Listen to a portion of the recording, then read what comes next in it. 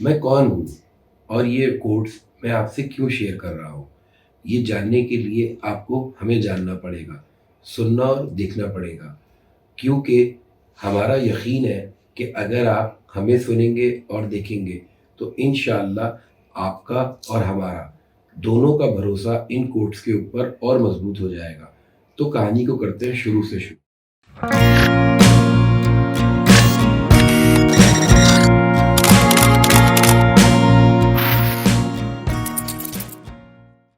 मेरा नाम रज़ी है और मेरा ताल्लुक़ मीडिया से है और अल्हम्दुलिल्लाह बहुतों से बहुत बेहतर कमा लेता हूँ।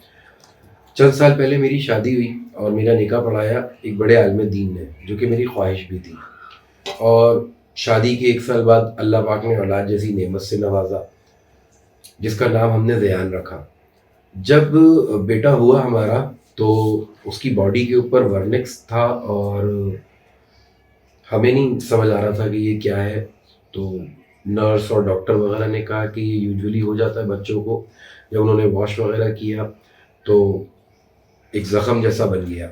तो हम उसको लेके थोड़ा-सा परेशान थे, लेकिन डॉक्टर ने बड़ा रिलैक्स किया कि नहीं, इतना कोई ऐसा मसले की बात है नहीं, ये ज़ख़म हो गया है, ये सही हो जाएगा। तो हम नॉर्मल हो गए और पैदाइश के 7 दिन बाद हमने हकीका किया। हकीके के वेरी नेक्स्ट डे जो है वो बच्चा बीमार हो गया। उसने मदर फीड छोड़ दिया और वॉमिट करी। हम उसको डॉक्टर के पास लेके गए तो पता चला कि बच्चे को ब्लड इन्फेक्शन है और 7 दिन का कोई कोर्स होगा। वो एडमिट कर लिया डॉक्टर ने। बच्चा एडमिट हुआ, हमारे घर के पास ही एक हॉस्पिटल था, वहाँ हमने उसको एडमिट करवा दिया। जब 7 दिन बाद बच्चा घर पर आया तो नेक्स्ट डे फिर उसने फीड छोड़ दिया और बिल्कुल डिहाइड्रेट हो गया। मेरे घर के करीब आगा खान डिस्पेंसरी थी, वहाँ लेके गए तो वहाँ पर डॉक्टर ने, वो डिस्पेंसरी थी तो उसमें बच्चों को एडमिट नहीं करते थे, तो वहाँ उन्होंने हमें लिख के दिया कि बच्चा, मुझे ऐसे लगता है कि सेप्सिस में है और फ़ौरन बच्चे को एडमिट करना है। तो मैं एक और हॉस्पिटल, दूसरे हॉस्पिटल लेके गया बच्चे को, तो वहाँ के रिव्यूज़ बिल्कुल अच्छे नहीं थे, तो मुझे वहाँ से मूव करना पड़ा। फिर मुझे एक हॉस्पिटल मिला सैमरोज़, तो बच्चा एडमिट हो गया। जब एडमिट हुआ तो डॉक्टर साहब से जब फर्स्ट मीटिंग हुई तो डॉक्टर साहब ने कहा, मुझे बताया बच्चे की कंडीशन के बारे में। ये बच्चे की पैदाइश का 15वां दिन था। उन्होंने कहा मास्टर ज़यान जो है अभी जिस पोजीशन पे है, तो आप समझ लें कि मैं और आप एक जंग पे उतरने वाले हैं, तो क्या आप मेरा साथ देंगे? मैंने कहा डॉक्टर साहब मेरी तो औलाद है, मैं तो खड़ा हूँ, हर दम उसके साथ खड़ा हूँ। उन्होंने मुझे खुल के बताया। जब उन्होंने बात शुरू ही ऐसे करी तो उन्होंने मेरा एक दिमाग बना दिया। फिर उन्होंने मुझे बताया कि बच्चा जो डॉक्टर ने लिख के दिया, सेप्सिस, सेप्सिस का मतलब होता है मल्टी ऑर्गन फेलियर, जिस्म के कई आधा वर्किंग में नहीं है। तो मुझे पता चला कि सिचुएशन बहुत बैड है। मेरे बच्चे की उस टाइम, जिस टाइम मैंने एडमिट करवाया था तो उस टाइम उसकी किडनी वर्किंग में नहीं थी, उसके लंग्स वर्किंग में नहीं थे, उसका हार्ट वर्किंग में नहीं था, उसका ब्रेन वर्किंग में नहीं था। ब्रेन तक हम पहुँचे नहीं थे, तो कंफर्म नहीं कह सकते कि ब्रेन वर्किंग में था या नहीं था, क्योंकि अगर हम सिटी स्कैन करवाते और कुछ टेस्ट करवाते तो हमें पता चलता कि ब्रेन वर्किंग कर रहा है या नहीं कर रहा। बाकी जो पार्ट्स बताए ये वर्किंग में नहीं थे, से मुराद कि वर्किंग कर रहे थे लेकिन वर्किंग स्लो कर रहे थे, जो वर्किंग करनी चाहिए थी वो वर्किंग नहीं कर रहे थे। अब डॉक्टर साहब को करना था ट्रीटमेंट। जो सांस का मसला था उसके लिए उन्होंने उसको ऑक्सीजन दे दी थी और वो ऑक्सीजन ग्रेजुअली बढ़ा रहे थे। उनके लिए मेजर मसला था उस वक्त किडनी, क्योंकि डॉक्टर साहब कह रहे थे कि 500 ml जो है वो यूरिन पास आउट करे बच्चा एक दिन के अंदर, और बच्चा कर रहा था चंद खतरे। तो ये एक बड़ा मेजर इशू था। और इसके अलावा कई सारे इश्यूज जो है वो आहिस्ता आहिस्ता खुल के सामने आ रहे थे। फिर डॉक्टर साहब ने कहा कि स्किन भी एक मसला है इसका, क्योंकि वो जो ज़ख्म मैंने आपको शुरू में बताया वो बढ़ रहा था, और बॉडी पे दूसरी कई जगहों पे भी हमें कुछ लग रहा था ऐसा कि स्किन का भी कुछ मसला है। तो अपना एडमिट हुए भी कोई 10 दिन हो गए थे और कोई बेहतरी आ नहीं रही थी। तो लोगों ने मशवरा दिया कि रूहानी इलाज की तरफ जाना चाहिए, और मेरा भी बड़ा बिलीव है। तो मेरे एक दोस्त थे, उन्होंने मुझे कहीं रेफ़र किया। तो जहाँ पे रेफ़र किया वहाँ पे मैं अपनी वाइफ़ को लेके गया। तो उन्होंने कहा आप एक काम करें, मुर्गी से छोटा और चूज़े से बड़ा कोई दरमियाने साइज़ का चूज़ा लें और एक वीरान जगह पे छोड़ दें। मैंने कहा अच्छा। मैंने अपने वाइफ़ को फिर हॉस्पिटल उतारा। वहाँ से मैं गया, एक अंदर जाके एक स्कूल बना हुआ था, वहाँ पर गया। और वो स्कूल गवर्नमेंट स्कूल था, सालों से बंद पड़ा हुआ था। उसके बाहर एक ब्लॉक पड़ा हुआ था, मैं उस ब्लॉक पे चढ़ा और चढ़ के मैंने उस चूज़े को वहाँ पर छोड़ दिया। अंदर कचरा पड़ा हुआ था, मुझे नज़र आ रहा था, वो चूज़ा मेरे सामने भागा और मैं पलट के वापसी हॉस्पिटल आ गया।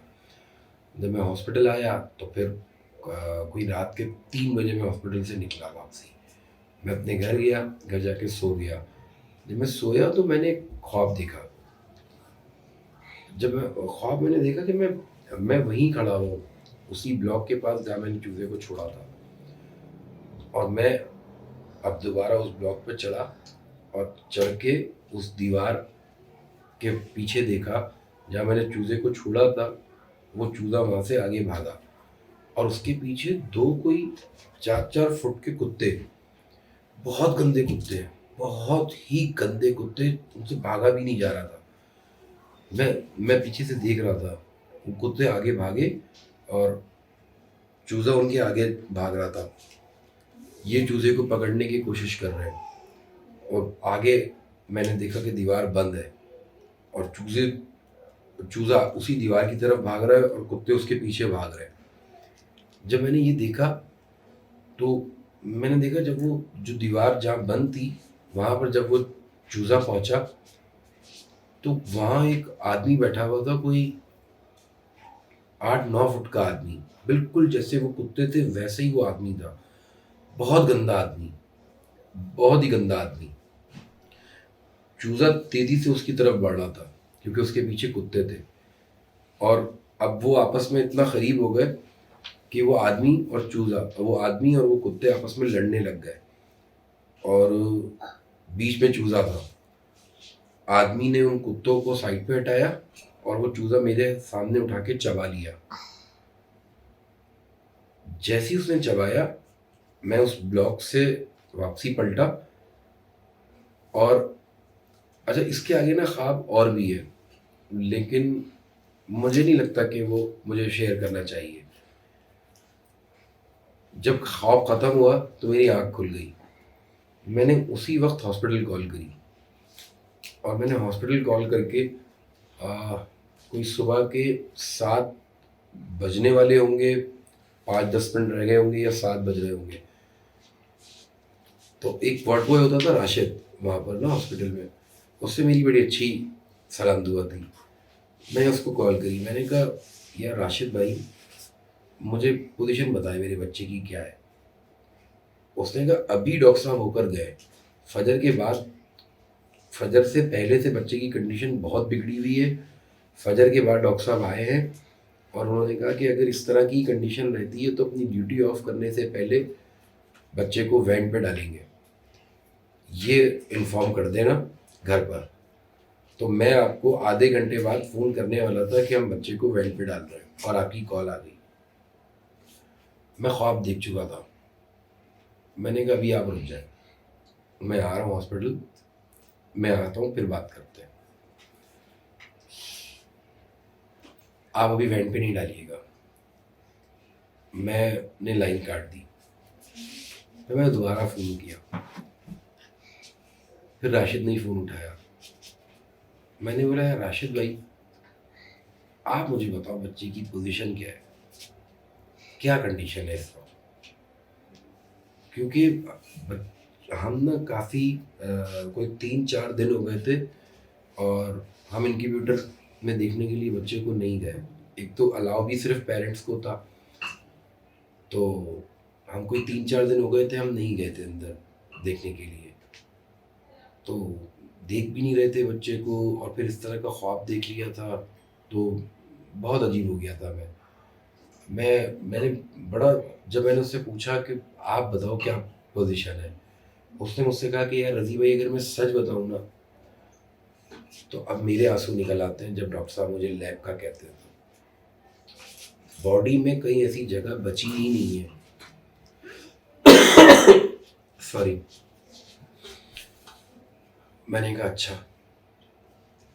मैंने फ़ोन रखा, मेरे बराबर वाले कमरे में मेरी वाइफ़ थी, मैं उधर गया, तो वो भी जाग रही थी और मेरी सास भी बैठी हुई थी। मेरे वालिदैन हैं नहीं इस दुनिया में। तो उस टाइम मेरे वालिद थे, लेकिन मेरी वालदा नहीं थी। मेरी सास बैठी हुई थी और वो दोनों रो रहे थे। तो मैंने कहा क्या हुआ? तो मेरी वाइफ़ ने मुझे बताया कि यार मैंने ख्वाब देखा है कि ज़यान जो है मैं उसको फ़ीड करा रही हूँ और वो फ़ीड नहीं कर रहा। हमारे सामने आ गई थी सिचुएशन। हमने कहा हम हॉस्पिटल चलते हैं और जाके डॉक्टर साहब से बात करते हैं। हम हॉस्पिटल गए। उस टाइम तो हमने वेंट पे डाल दिया और क्योंकि डॉक्टर साहब थे नहीं, डॉक्टर साहब को आना था 12 बजे के बाद, वो लेट हो गए, वो आए 1-1:30 बजे कोई। हम बेड पे डाल चुके थे बच्चे को और डॉक्टर साहब का वेट कर रहे थे। मेरी वाइफ ने मुझसे फोर्सली कहा कि आप बेड से हटा दें और अल्लाह तवक्कल छोड़ दें। जो अल्लाह पाक ने करना होगा हमारे हक में वो बेहतर करेगा। मेरा भी दिमाग कुछ ऐसे ही बन चुका था। डॉक्टर साहब आए, हमने डॉक्टर साहब से शेयर की बात सारी। डॉक्टर साहब ने कहा कि मेरी साइंस ये कहती है कि बच्चे में सांस है, तो अभी उसको वेंट की ज़रूरत है। तो मैं तो आपको ये अलाउ नहीं करूँगा कि आप उसको वेंट से हटाएं। ना मैं ये आप चाहूँगा कि आप ऐसा करें, ना मैं ऐसा करूँगा। हाँ, बेहतर ये है कि आप फतवा ले लें, किसी आलिम दीन से डिस्कस करें, देखें वो क्या कहते हैं। तो एक बड़े अच्छे आलिम दीन थे, वो मेरे लूप में थे। मैंने उनसे रब्ता किया, उनको बताई सारी सिचुएशन, ख्वाब भी बताया। तो उन्होंने कहा बेटा आप इस तरह ना बच्चे को अजियत दे रहे हैं। अल्लाह की जान है, आप अल्लाह के सुपुर्द छोड़ दें, हटा दें बेड से। अल्लाह पाक ने जो आपके हक में बेहतर करना होगा, अल्लाह पाक वो फैसला करेगा। मैंने आके बताया डॉक्टर साहब को और जब उन्होंने सुना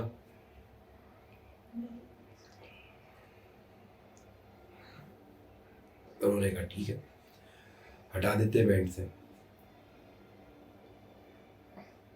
जब उन्होंने वेंट से, मैंने कहा डॉक्टर साहब आप वेंट से हटाएंगे तो बच्चा कितनी देर सर्वाइव करेगा, क्योंकि मैं अपनी वाइफ को घर भेज चुका था और हमारी पहली औलाद थी। तो मैं चाहता था कि एक दफ़ा हम उसको देख लें, ऐसा ना हो कि दिल में कोई कसक रह जाए। आगे का कुछ नहीं पता था। तो डॉक्टर साहब ने कहा आधा घंटा मुश्किल से सर्वाइव करेगा बच्चा। मैंने कहा अच्छा। मैंने कहा भाई अभी वैन से ना हटाए। मेरी वाइफ घर चली गई थी, मैंने उसको वापसी बुलाया और जब वो आई हॉस्पिटल तो फिर पहले मैंने वैन से हटवाया ताकि बच्चा इजी हो जाए और फिर मैंने कहा हम देखेंगे उसको। जब वो वैन से हट गया तो हम गए देखने के लिए। तो जब हम देखने के लिए गए तो हम देखते रह गए। हमने क्योंकि हमें जब हमने देखा बच्चे को, ऑनेस्टली स्पीकिंग, ऐसा लग रहा था किसी ने फर्स्ट फ्लोर से नीचे फेंका है। बच्चे यहाँ से कटा हुआ, ये कटा हुआ, ये एरिया कटा हुआ, इधर से कटा हुआ, बॉडी पे, मतलब डॉक्टर साहब ने कहा था कि ये वो जो यूरिन कहा था उन्होंने पास आउट करने का, वो नहीं हो पा रहा था। उसकी बॉडी स्वाइल हो रही थी और उसके उसको कुछ माइनर स्किन का भी प्रॉब्लम था। तो ये स्किन होती है, ये आपका बैरियर होती है। मेरे बच्चे की जो फर्स्ट लेयर थी, इसमें मसला था। इसकी वजह से कोई ऐसा जम्स उसने कैच किया जिसकी वजह से वो सेप्सिस में चला गया, उसके सारे बॉडी पार्ट्स डिस्टर्ब हो गए। और फिर जो वो यूरिन पास आउट नहीं कर पा रहा था तो बॉडी सॉइल हो गई, स्किन कमज़ोर थी तो स्किन फटने लग गई। तो ऐसा लग रहा था कि फर्स्ट फ्लोर से किसी ने नीचे फेंका है। मेरी वाइफ जो है, उसने उसके ऊपर दम किया और दम उसी को देखती रही और उसी को देखते हुए मुझसे कहा कि रज़ी प्लीज़ किसी को दिखाइएगा नहीं, और वो पलट के बाहर आ गई। वो घर चली गई। मैं वहीं हॉस्पिटल में रुका और मैंने देखा, मैं NICU के बाहर खड़ा हुआ था और ग्लास से देख रहा था। बच्चा इंक्यूबेटर में था, तमाम मशीनरी उससे हटा दी थी। कोई 10 से 15 मिनट नहीं गुजरे होंगे, उसने 2-3 झटके लिए मेरे सामने और उसकी डेथ हो गई।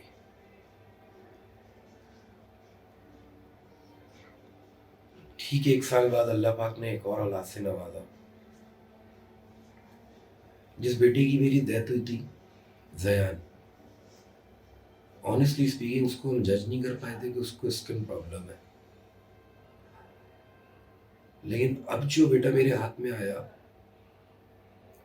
वो 3 कलर का था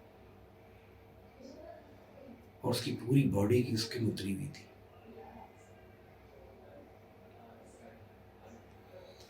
मेरे ख्याल में मुझे व्लॉग एंड करना चाहिए। बाकी इंशाल्लाह मैं आपको नेक्स्ट टाइम बताता हूँ।